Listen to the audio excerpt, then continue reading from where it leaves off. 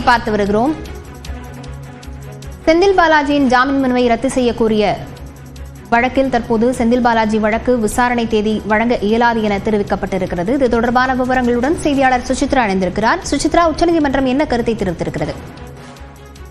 அமைச்சர் செந்தில் பாலாஜியினுடைய ஜாமீனை ரத்து செய்ய கோரி வித்யாகுமார் என்பவர் தொடர்ந்த வழக்கை விரைந்து விசாரிக்க வேண்டும் என்ற ஒரு கோரிக்கை வலியுறுத்தி நீதிபதி அபய் ஓகா தலைமையில் மனுதாரர் வித்யாகுமார் சார்பில் இன்று முறையீடு செய்யப்பட்டது குறிப்பிடத்தக்கது.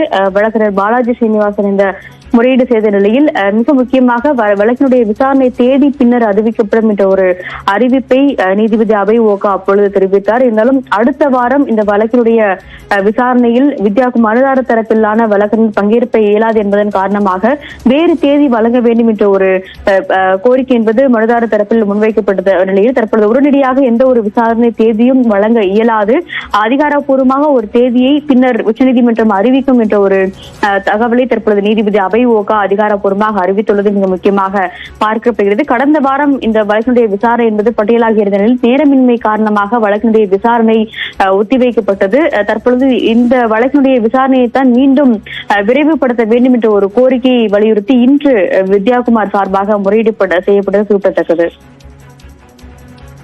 விவரங்களுக்கு நன்றி சுசித்ரா.